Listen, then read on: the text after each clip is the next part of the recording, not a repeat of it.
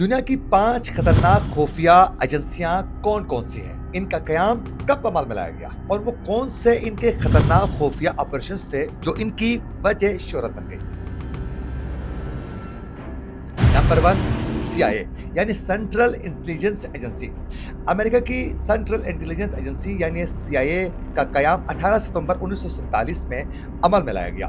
یہ دنیا کی سب سے بڑی انٹیلیجنس ایجنسیوں میں سے ایک ہے اور یہ امریکی قومی سلامتی کے معاملات پر اس کا ہمیشہ ایک اہم کردار رہا ہے اور بالخصوص دنیا کی منتخب حکومتوں کے خاتمے میں ہمیشہ CIA کا ایک کلیدی کردار زیر پیش رہا ہے۔ اگر CIA کے خفیہ کامیاب آپریشنز کی اگر بات کی جائے تو CIA نے 1953 میں برطانیہ کے ساتھ مل کر ایران کے منتخب وزیر اعظم محمد مصدق کی حکومت کا تخت الٹ دیا تھا، کیونکہ وہ ایران میں ان کی آئل کمپنیوں کو ایک پیس انوائرمنٹ اور گراؤنڈ اس طریقے سے فراہم نہیں کر رہے تھے جس طرح امریکہ چاہتا تھا۔ یوں محمد مصدق کی حکومت کا خاتمہ کیا گیا اور شاہ کو اقتدار میں لایا گیا۔ اسی طرح 1954 میں گواٹیمالا میں منتخب صدر جیکب آرپنس کی حکومت کے خلاف بغاوت کروائی گئی اور انہیں معزول کروا دیا گیا۔ اس کی حکومت کے خاتمے کے بعد اپنے جو مقاصد وہاں سے حاصل کرنے تھے امریکہ حاصل کرنے میں کامیاب ہو گیا۔ اسی طرح 1980 میں افغانستان میں CIA نے مجاہدین کو سوویت یونین کے خلاف ہتھیار اور تربیت فراہم کی،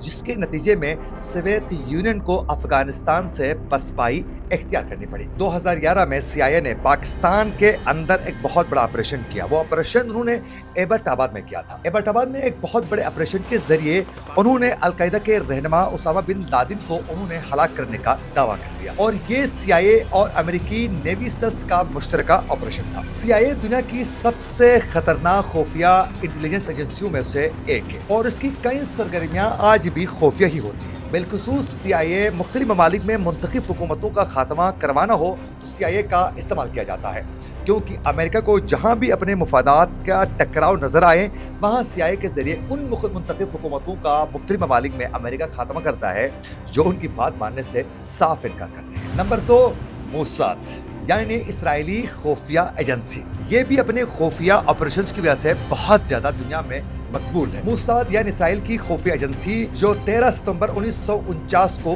قائم کی گئی ہے۔ ابتدا میں اسے انسٹیٹیوٹ فار کوآرڈینیشن کہا جاتا تھا، لیکن 1951 میں اس کا نام the institute for intelligence and special operations کا نام دیا گیا۔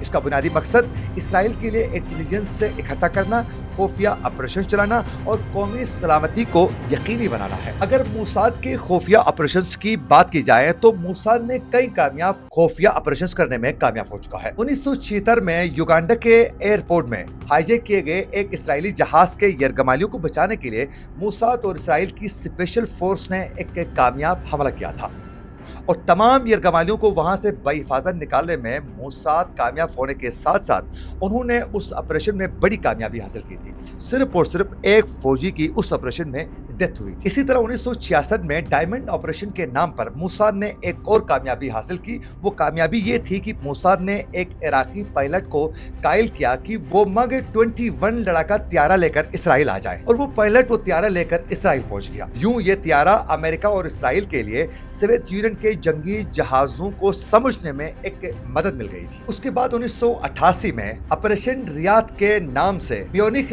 اولمپکس میں فلسطینی ایک تنظیم نے 11 اسرائیلی کھلاڑیوں کو قتل کیا تھا۔ اس کے رد عمل میں موساد نے فلسطینی تنظیم کے وہ اہلکار جنہوں نے 11 اسرائیلی کھلاڑیوں کو قتل کیا تھا ان کو دنیا میں ڈھونڈ نکالا اور ان کے ساتھ ساتھ ان کے تمام صورتکاروں کو بھی خفیہ طریقے سے قتل کیا۔ اسی طرح 2018 میں موساد نے ایران سے نیوکلیئر پروگرام کے 50,000 سے زائد خفیہ دستاویزات چرانے کا بھی دعویٰ کر دیا۔ ان دستاویزات کے ذریعے انہوں نے ایران کے خفیہ جوہری منصوبوں کا انکشاف کیا تھا۔ اسی طرح موساد کا ایک اور آپریشن بہت زیادہ مقبول ہے، وہ ہے 1960 میں مبینہ طور پر یہودیوں کے قتل عام میں ملوث ماسٹر مائنڈ تھا جو ارجنٹینا میں چھپا ہوا تھا۔ اسے موساد نے وہاں سے اغوا کیا اور اسے اسرائیل میں منتقل کر کے اس پر کیس چلایا گیا اور اس کے بعد اسے سزائے موت سنائی گئی۔ اگر موساد کے خفیہ راز اور تنازعات کی اگر بات کی جائے تو موساد کی انٹیلیجنس نے حماس کے ایک رہنما کو 2010 میں دبئی کے ایک ہوٹل میں قتل کیا، جس میں انہوں نے جعلی پاسپورٹ استعمال کیے تھے۔ اسی طرح 2010 سے 2020 تک کے ایرانی کئی سائنسدانوں کو انہوں نے مختلف طریقوں سے قتل کیا، جس میں براہ راست موساد انوالو ہونے کے شواہد ملتے رہے ہیں۔ نمبر 3، ISI پاکستان کی سب سے بڑی اور مضبوط انٹیلیجنس ایجنسی ہے اور یہ 1948 میں قائم کی گئی ہے۔ اس کا مقصد فوج، بحریہ اور فضائیہ کی انٹیلیجنس کو مربوط کرنا اور قومی سلامتی کو یقینی بنانا تھا، لیکن بعد میں ISI کو بیرونی اور اندرونی انٹیلیجنس کے تمام معاملات پر پاکستان کی سب سے بڑی ایجنسی بنائی گئی۔ اگر ISI کے خفیہ اور کامیاب آپریشنز کی اگر بات کی جائیں تو 1979 سے لے کر 1999 تک سوویت یونین کے خلاف افغان جہاد میں ISI نے CIA اور دیگر اتحادیوں کے ساتھ مل کر مبینہ طور پر کہا جاتا ہے کہ افغان مجاہدین کو تربیت فراہم کی اور ان کو ہتھیار بھی مہیا کیا۔ اس خفیہ جنگ نے سوویت یونین کو کمزور کیا اور آخرکار 1991 میں اس کا خاتمہ ہو گیا۔ ISI کو سوویت یونین کے خلاف سب سے مؤثر کردار ادا کرنے پر عالمی لیول پر اسی وجہ سے اس کو شہرت مل گئی۔ اسی طرح 1999 میں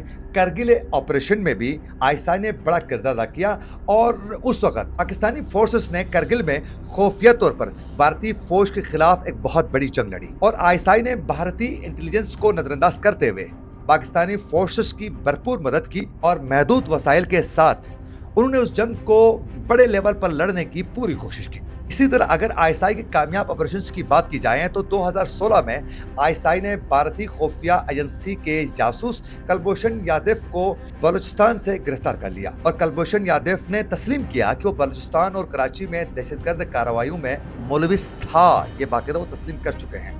اسی طرح بھارت نے ISI کے اوپر کئی خفیہ آپریشنز کے بھی الزامات بھارت لگاتا رہا ہے، بالخصوص کشمیری حریت پسند رہنماؤں کی حمایت اور بھارت کے خلاف خفیہ کارروائیوں کے الزامات ہمیشہ بھارت کی جانب سے لگایا جا رہا ہے۔ بالخصوص ISI کی مبینہ حمایت سے بھارتی پنجاب میں خالستان تحریک میں وقتاً فوقتاً تیزی نظر آنے کا بھی الزام لگایا جاتا ہے، یعنی خالستان تحریک کو ISI کی حمایت حاصل ہے۔ یہ بھارت کی جانب سے ہمیشہ کھل کے کہا جاتا ہے۔ اسی طرح 2001 کے بعد ISI کے اوپر یہ بھی الزام عائد کیا جا رہا ہے کہ انہوں نے القاعدہ کے کئی اہم رہنماؤں کو پکڑنے میں مدد فراہم کی ہے۔ اسی طرح 2011 میں ایبٹ آباد میں اسامہ بن لادن کی موجودگی اور CIA کی جانب سے ان کے خلاف ایک بہت بڑے آپریشن میں ہلاک کرنے کا دعوے کو لے کر بھی ایک یہ بہت بڑا تنازع رہا ہے۔ اسی طرح 2020 میں ISI نے افغان طالبان اور امریکہ کے درمیان دوحہ معاہدے کے دوران بھی ISI نے بڑا کردار ادا کیا اور یوں امریکہ نے افغانستان سے انخلا کا راستہ اختیار کر لیا۔ اس کے علاوہ 2019 میں بھارتی پائلٹ ابھینندن کو بھی گرفتار کیا گیا جب پاکستان نے بھارتی جنگی طیارے کو مار گرایا تھا۔ یوں ISI کو بھی دنیا کی سب سے خفیہ، چالاک اور مؤثر انٹیلیجنس ایجنسیوں میں اس کا شمار ہوتا ہے۔ اس نے کئی عالمی اور علاقائی معاملات پر ایک اہم کردار ہمیشہ ادا کیا ہے اور دشمنوں کے لیے ہمیشہ ایک پراسرار ایک قوت بنی رہی ہے۔ نمبر 4، را یعنی ریسرچ اینڈ انالیسس ونگ۔ یہ بھارت کی خفیہ ایجنسی ہے جو 21 ستمبر 1968 کو قائم کی گئی ہے کیونکہ بھارت کو ایک مؤثر انٹیلیجنس ایجنسی کی ضرورت محسوس ہو رہی تھی۔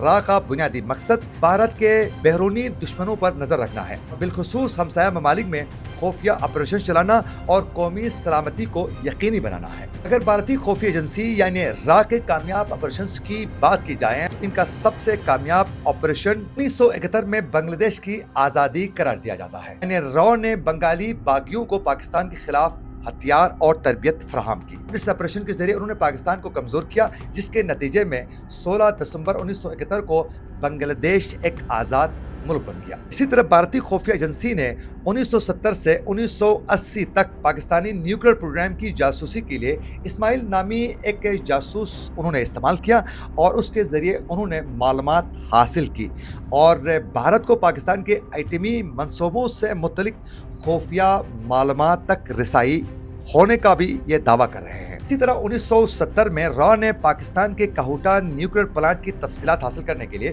یورپی سائنسدانوں اور جاسوسوں کا استعمال کیا۔ تاہم پاکستان نے اپنی خفیہ ایجنسی یعنی ISI کے ذریعے را کے جاسوس کو پکڑ لیے، جس کی وجہ سے یہ مشن ناکام ہوا تھا۔ इसी तरह 1980 में रा ने श्रीलंका के अंदर लिबरेशन टाइगर्स ऑफ तमिल एलाम यानी LTTE को हथियार और तरबियत फराहम की। इनको तैयार किया, इनको तरबियत दी और इनको हथियार भी मुहैया किया। हम बाद में 1991 में LTTE भारत के वजीर आजम राजीव गांधी के कत्ल में मुलविस पाई। कहीं ऐसा तो नहीं था कि रा ने LTTE को राजीव गांधी के कत्ल के लिए ही तैयार किया था? ये एक सवाल है। आप इस सवाल से क्या कहते हैं? कमेंट सेक्शन में अपनी राय का जरूर इजहार कीजिए। इसी तरह पाकिस्तान की जानिब से हमेशा ये कहा जा रहा है कि बलूचिस्तान के अंदर हालात खराब करवाने में बराह रास्त रा मुलविस है, और इसके साथ साथ पाकिस्तान की जानिब से ये भी कहा जाता है कि तहरीक-ए-तालिबान पाकिस्तान यानी TTP को भी हिमायत भारत की हासिल है।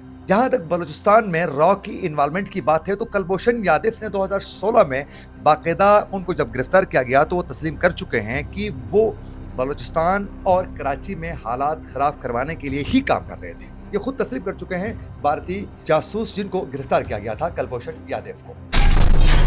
और 5वें नंबर पर है MI6 यानी बरतानवी खुफिया एजेंसी। MI6 दुनिया की सबसे पुरानी खुफिया एजेंसियों में से एक है। इनका असल नाम है सीक्रेट इंटेलिजेंस सर्विसेज यानी SIS, जिसे आमतौर पर MI6 कहा जाता है।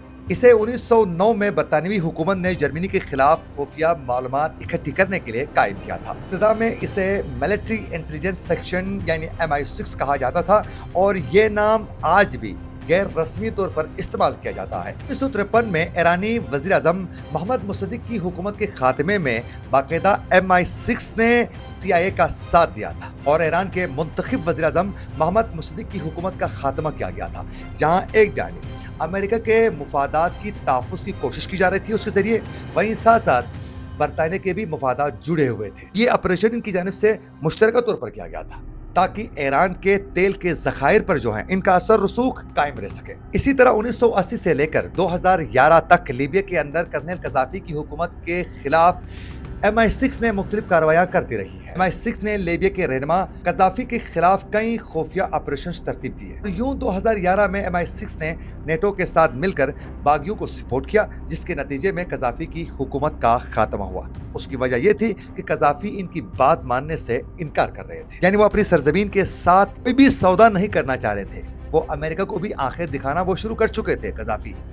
तो यूं CIA और MI6 ने मिलकर ये कार्रवाई की थी और इसमें MI6 का बहुत ज्यादा किरदार था। इसी तरह 2003 में MI6 ने इराक में खुफिया ऑपरेशंस के जरिए सदर सद्दाम के मुबैना हथियारों की तलाशी में भी एक अहम किरदार अदा किया और बाद में इराक के पास बड़े पैमाने पर तबाही फैलाने वाले हथियार मौजूद नहीं निकले और यूं इस मामले पर MI6 को तनकीद का निशाना बनाया गया। यूं दुनिया में कई मुंतखब हुकूमतों के खात्मे में मोसाद और CIA का किरदार है, उसमें MI6 का भी एक कलीदी किरदार रहा है।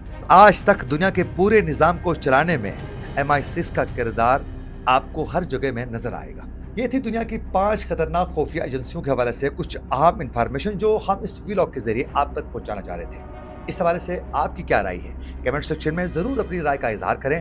अगर आप लोगों को हमारी मालूमात अच्छी लगे तो हमारे चैनल को सब्सक्राइब करके हमारे फेसबुक पेज को भी ज़रूर आप लोगों ने फॉलो करना है। इसी के साथ अपने मेज़बान आकिल हुसैन बाकरी को दीजिए इजाज़त। अल्लाह ने के बाद।